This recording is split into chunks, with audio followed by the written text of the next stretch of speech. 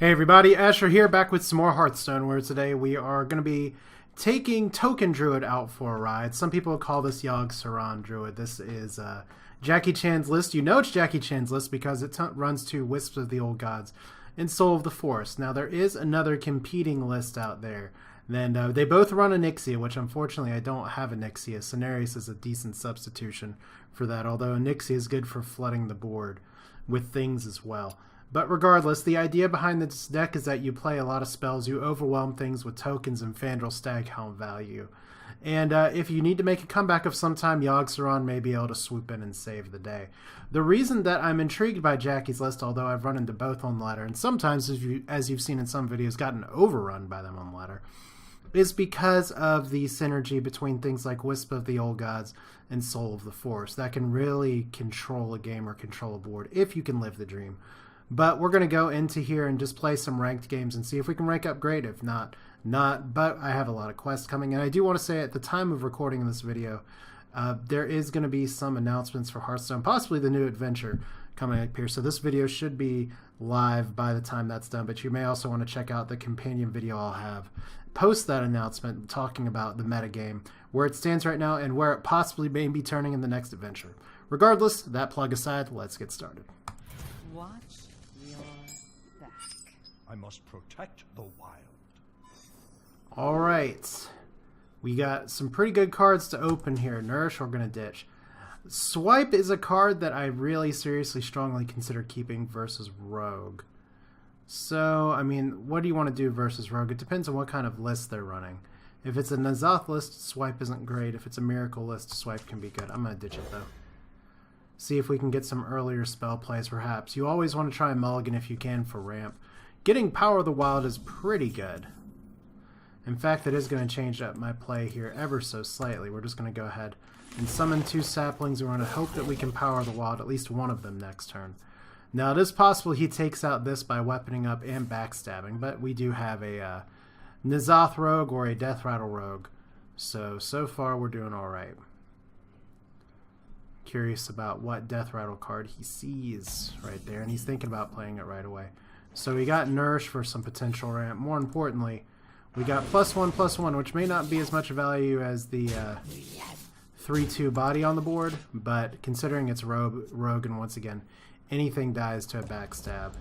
I like having the 2 buffed bodies instead of the 3 with the 1/1, so prep. Okay.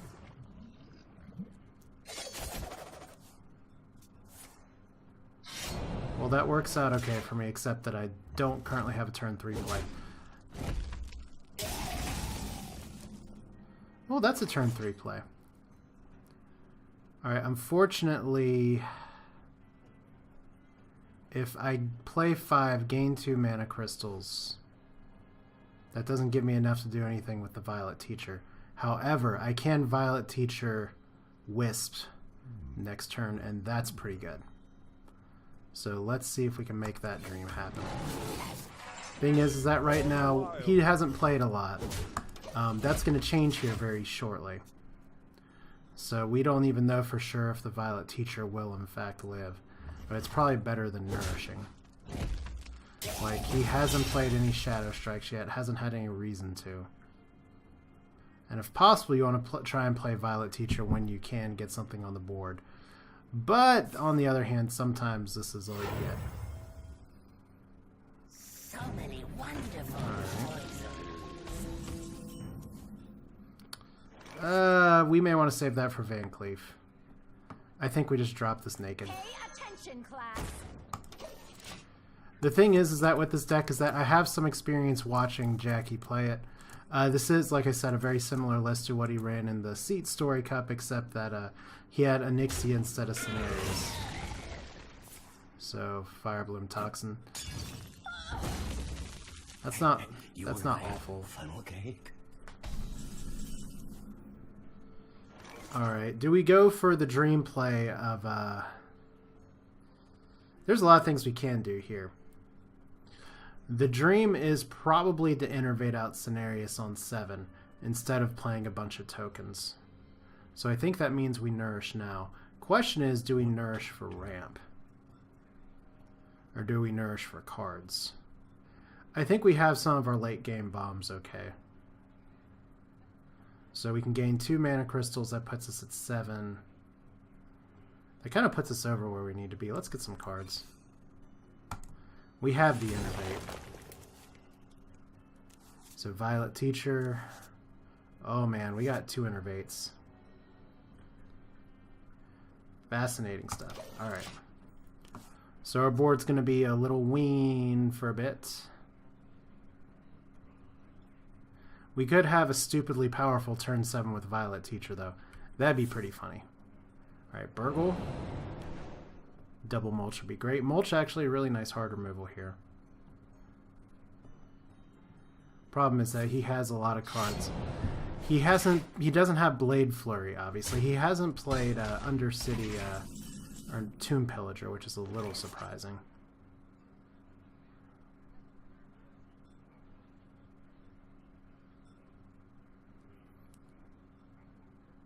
Alright. There's a few things we can do here. We are 1 mana off of the Wisp play. You know what? We're just going to go for the Wisp play at this point. I'm going to save Mulch for something else. We're going to see if this can challenge here. This may be the wrong move, but we're trying to save it. We're trying to save it for something better. Plus, it puts something on the board, gives us something to do. We'll have a lot of spells. We have Yogg if things go really badly. But if we can keep a board full of stuff, we can slam Cenarius down potentially. Well, not without the Innervates. But still, the idea is that on turn 7, we can make a lot of stuff here. Especially if he greeds it up and doesn't kill this. So, greeding it up for the power play may be too much here. He's at 9 cards. Like I said, I have a feeling that he is a Death Rattle Rogue. I don't think he's running a Cthulhu list. Although I have been seeing a strange number of Cthulhu Rogues lately. I'm not sure who I blame for that. So he's got to play something here. Is it Sylvanas? That would kind of hurt.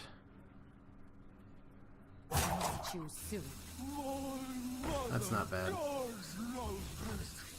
we're definitely not going to mulch that. Alright, so he's playing it slow too, that's fine. Wild Growth as well, so we're not going to be going for full 10 mana right away, but that's 2 more spells for the Yogg here. So let's make our power play. Pay attention, class. No, not Yogg. I'm ready to learn. And unfortunately, we can't do the big one here, but we can give all your minions +2/+2, including the one that we just summoned here. So, is that enough of a play? I don't know. If we can drop, like I said, if we can drop a Cenarius on top of it, that'll be hilarious.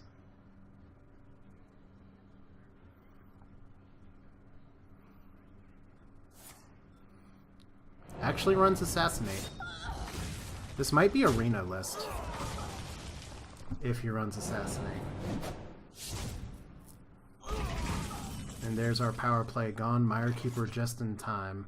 Probably just going to go for the token, though. We'll have to deal with that eventually anyway. Any reason we want a mana crystal here and get to 10 right away? I don't think so. Because Cenarius is still alright if we can hit 2/2. I'd rather use that Wild Growth for cards. So we'll do it that way. Take your medicine. Okay. Yep, 100,000% a Reno list.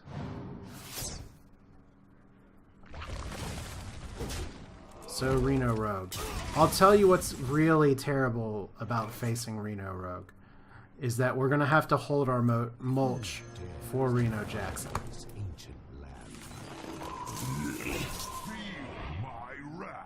Reason I say that's absolutely horrible, and I am going to make this control trait here, is because Reno Rogue typically will also run a Shadowcaster and then Shadow Step the Shadowcaster.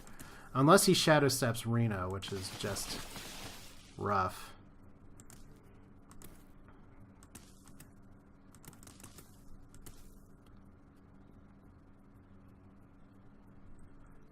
But we'll see what he's got here. I've got...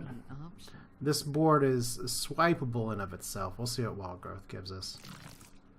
Because right now, I'm still...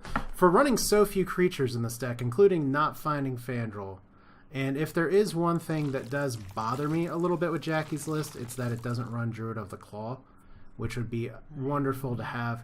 He opts for Azure Drake instead for card draw, which is fine. Obviously more than fine. He's a much more successful player than me. But I'm used to having that choice of like, okay, here's your 5 mana really good minion. Alright. And is he gonna Shadow Cast or Shadow Step that right now? Yep, that's annoying. Bathe in flame.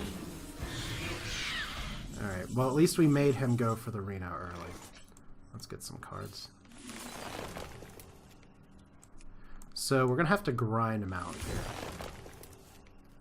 Swipe twice is alright.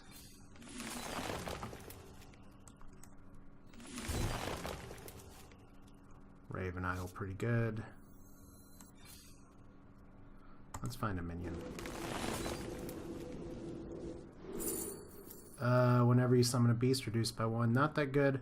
All these kind of suck. Actually, all of these really suck. We'll go for the 7 mana 6/6. Just for want of a better option here. And I guess we're going to hold on to our swipe for now. We could just clear the board. Naturally. That actually seems alright. Since we have 2 swipes. Alright. So an interesting attrition match. We could have a very big Yogg that could throw the game. But yeah, Reno Rogue is one of my least favorite matchups. For no reason other than there's like 5 or 6 health bars. And the way you fight Reno Rogue is just super pressure him down all the time. Okay.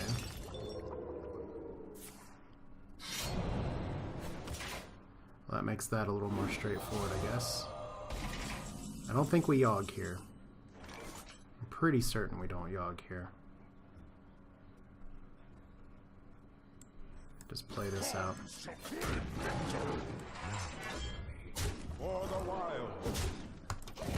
Be hilarious if he's playing Yogg too. Because then we could just have Yogg fight. But unfortunately he's going to get double cost reduction. If he's running like some crazy Malagos rogue with Reno Jackson, which makes absolutely no sense. I mean, I've faced this list before, but it's one of those things where it's like, it's a little hard to get traction when you can't necessarily predict what your opponent's playing, but you see so few rogues. Actually, Reno Rogue is the most common list that I've seen lately, oddly enough. But I'm sure there's a N'Zoth in there somewhere.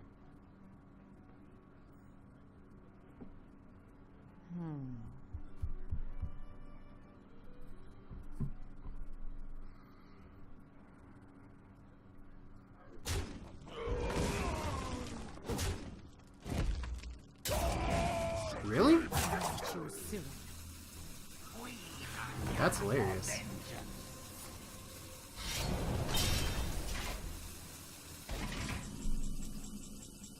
Oh, the dream draw. Alright. Let's draw a card. Wisps is good too. Too bad we don't have Fandral for any of this.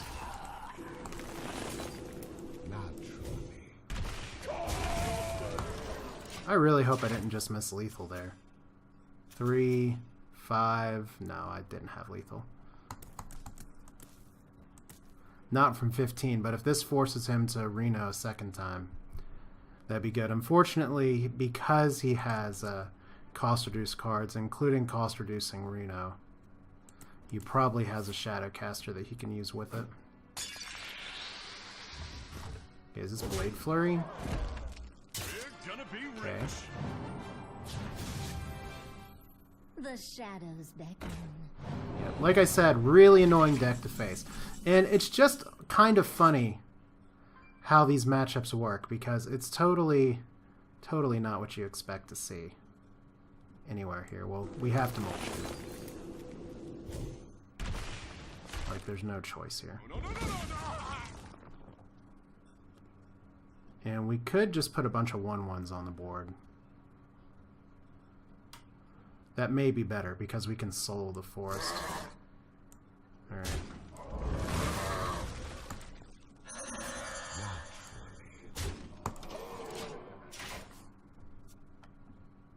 Or he wrecks me with Blade Flurry because he actually runs it. Oh, okay, I'm dead. That hurts. Skulker. Always forgot about Skulker. Okay, well. That's just a pretty bad misplay on my part now. Savage Roar does nothing for me. It's Yogg time.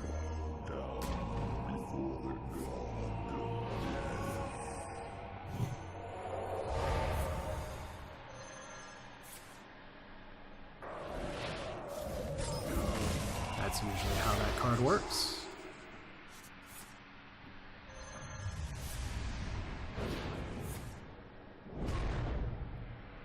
Alright, what else? Actually got one of the opponent's cards, that's good. Good. Not totally uncooperative, Yogg. I'm drawing my whole deck, but...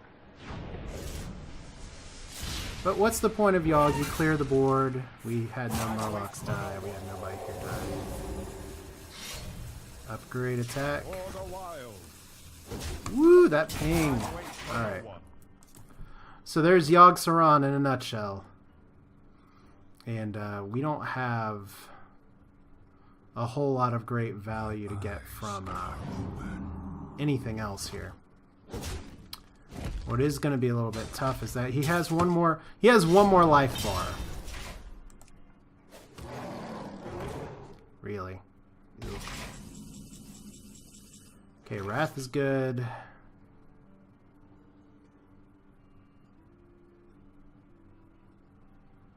I guess we can Fandral Wrath. Because right now, that Boomkin... You know what? We can just kill that Boomkin outright like this. Is it actually called Boomkin? No, Jungle Moonkin. Excuse me. Alright, 4, draw a card. I'm almost out of cards. And let's see here.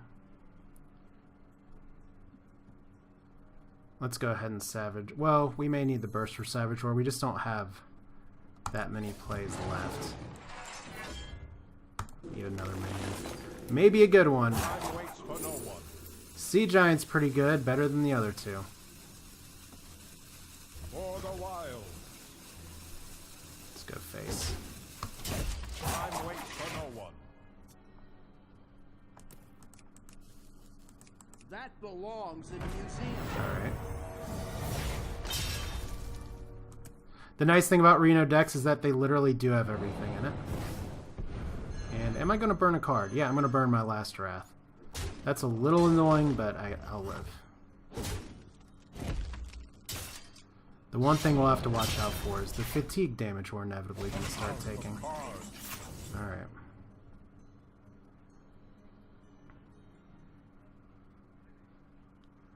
So how do we do this? We don't want a Gadgets in here. We do want Soul the Force to live.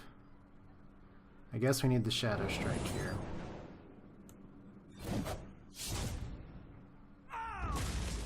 Then probably just put on... take a little bit of fatigue damage. Incredible. Elune, guide my lands. Just want to try and challenge the board as best we can, so Helon is off. Well, what can I say? We lost it fair and square on risking a Wisp of the Old God. Still an interesting deck to face. Just annoying that this is what ends up happening. Oh well. Alright, now part of the fun of playing Warrior is always being like, what kind of Warrior are we going to play? Do I keep Fandral in this matchup? I don't think I do. Fandral's very good, but we need our ramp more. So we got a pretty good ramp play. Maybe I did get too greedy playing for the Wisps of the Old Gods Violet Teacher play last game. That didn't end up having a lot of impact. But on the other hand, his deck was way slower than mine, so that doesn't really matter too much. Alright. What kind of warrior are you? We'll know soon enough. But not this turn. So the fun part about having a reactionary hand like this is that we get to make a few assumptions here. He went face on us. That means one of two things. He's either a face pirate style warrior, or he is actually going for... he has another weapon in hand and he just wants to get the charges out. I'm going to play Living Roots here, even though it could play into Ghoul. Just because I want to use that mana. So if he does Ghoul next turn, we'll just deal with it. Okay. Face is the place.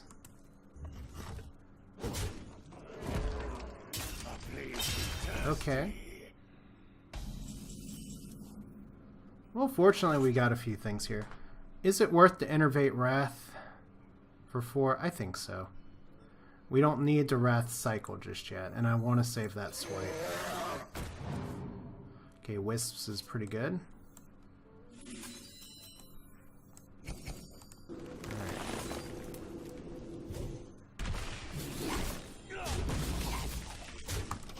Big thing is that Druid has a lot of problems handling Frothing Berserkers, which is why Swipe is very good, which is why Mulch is a card that's actually played, even though its counter effect is very horrible. Granted, I only got a Magma Rager for my opponent last game, but I've had it pull Varian Wren, and that's a nightmare. Slowest start Dragon Warrior? Or what? Did he just not have Dragon activators? Okay, he's just going pure face plan. Okay, we have to swipe here. We need to not have our life go too low, though. And I am going to swipe this way so I can try and preserve my board a little bit. For the wild. So, extra spell damage, pretty good. We don't have a Mulch, but we're actually out-pressuring the warrior here, which is not terrible. Wisp of the Old Gods is much better for buffing in this matchup. Corruptor. And, huh?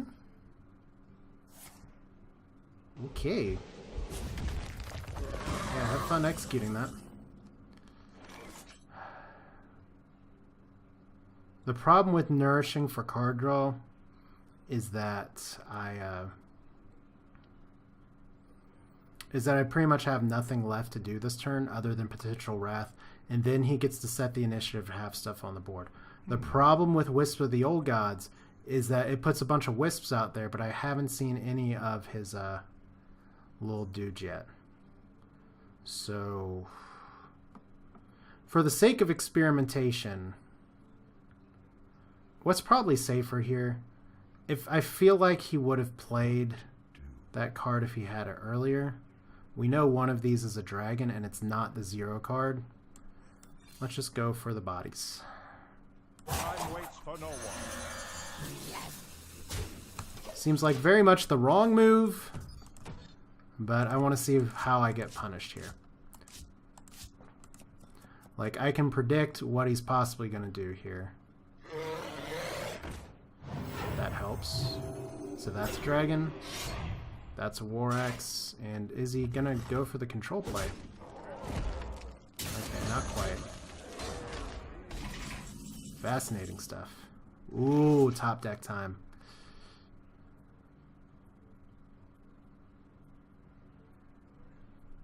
Alright, well, let's go ahead. We got really lucky on that top deck. And let's go ahead and just swipe like this. Just cycle the card draw. Oh my god. If he cannot kill my board here.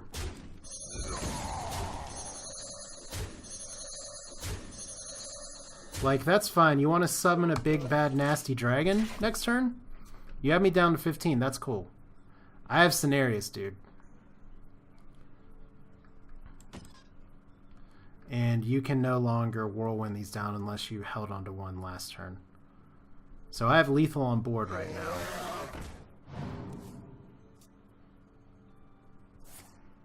That's not going to do it.